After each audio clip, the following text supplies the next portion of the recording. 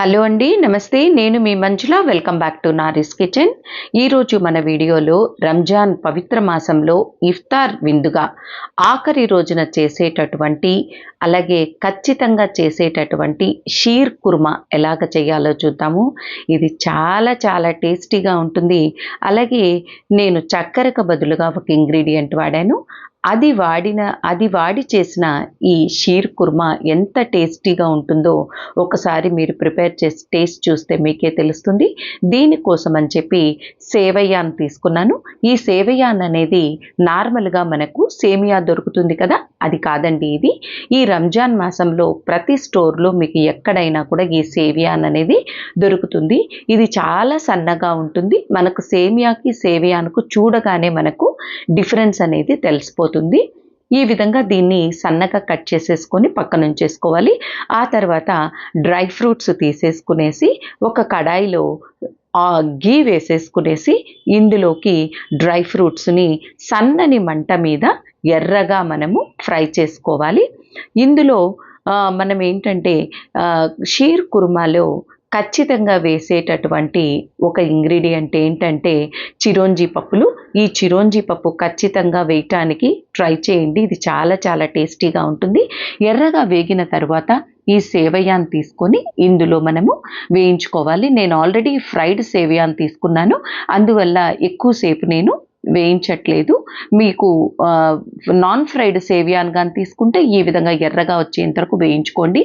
ఆ తర్వాత 1/2 litre full fat milk తీసుకున్నాను నేను. ఫుల్ ఫ్యాట్ మిల్క్ అయితే షీర్ కుర్మాకి చాలా చాలా బాగుంటుంది.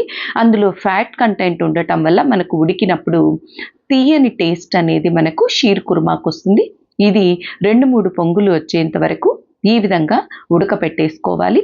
ఉడికిన తర్వాత ఇందులోకి ఫ్రెష్ ఖర్జూరం ఉంది కదా, అది గింజలు తీసేసి సన్నగా కట్ చేసుకొని ఇందులో వేయండి. అలాగే నేను ఒక సీక్రెట్ ఇంగ్రీడియంట్ అని చెప్పాను కదా, అది మిల్క్ మెయిడ్ అండి. కంపెనీ ఏదైనా కావచ్చు, కానీ మిల్క్ మెయిడ్ అనేది వేసిన షీర్ కుర్మా టేస్టు అమోఘంగా ఉంటుంది. చక్కెరకు బదులుగా నేను ఈ కండెన్స్డ్ మిల్క్ అనేది వేశాను. ఈ కండెన్స్డ్ మిల్క్ వల్ల షీర్ కుర్మాకి మంచి కలరు, అలాగే రుచి కూడా పెరుగుతుంది. నేను చక్కెర కాన వేశారంటే మీకు షీర్ కుర్మా అనేది కొంచెం పలచగా వచ్చేస్తుంది. మీకు అలా వద్దు, కండెన్స్డ్ మిల్క్తో వద్దు అంటే చక్కెరతోనే చేసుకోండి. తర్వాత మనం ఫ్రై చేసి పెట్టుకున్నటువంటి సేవియాను కూడా ఇందులో వేసేసుకోవాలి. ఇది ఉడకటానికి ఎక్కువ సమయం ఏమాత్రం పట్టదు. ఆల్రెడీ ఫ్రై చేసేసుకున్నాం కదా, ఒక 3-4 నిమిషాల్లోనే మనకు ఉడికిపోతుంది. ఆ తర్వాత ఏలకుల పొడి కూడా తీసేసుకునేసి ఇది బాగా ఉడికిన తర్వాత ఇందులోకి మనము వేయించి పెట్టుకున్నటువంటి ఈ డ్రై నట్స్ ఉన్నాయి కదా, ఈ డ్రై నట్స్ కూడా ఇందులో వేసేసుకొని ఒక్క 2-3 నిమిషాలు దీన్ని ఉడకనివ్వండి. ఎందుకంటే నట్స్లో ఉన్నటువంటి నెయ్యి అంతా కూడా ఈ మిల్క్లోకి వచ్చేసి మంచి టేస్ట్ అనేది వస్తుంది. అంతే అండి, షీర్ కుర్మా రెడీ అయిపోయింది. ఇది వేడి వేడిగా కావాలంటే వేడిగా సర్వ్ చేసుకోవచ్చు. అలా కాదు అంటే చల్లగా కావాలి అంటే మనం ఫ్రిడ్జ్లో పెట్టుకొని సర్వ్ చేసేసుకోవచ్చు. నేనైతే ఫ్రిడ్జ్లో పెట్టుకొని తింటామండి. మా పిల్లలకి ఫ్రిడ్జ్ షీర్ కుర్మా చాలా ఇష్టము. ఇప్పుడు చూపిస్తాను చూడండి, నేను ఫ్రిడ్జ్లో పెట్టి తీసినటువంటి షీర్ కుర్మా ఇది. దీని మీద జస్ట్ నేను నట్స్తో డెకరేట్ చేసుకున్నాను. అంతే అండి, ఈ షీర్ కుర్మా అనేది టేస్టీగా ఉంటుంది. తప్పకుండా ట్రై చేయండి.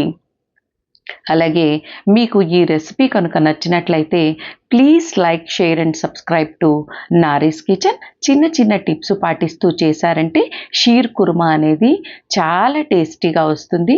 అలాగే ఈ చిరోంజి పప్పు వేయటానికి కూడా ట్రై చేయండి. కండెన్స్డ్ మిల్క్తో ఒకసారి ట్రై చేసి చూడండి, ఎంత అమోఘంగా ఉంటుందో మీకే తెలుస్తుంది. Thanks for watching.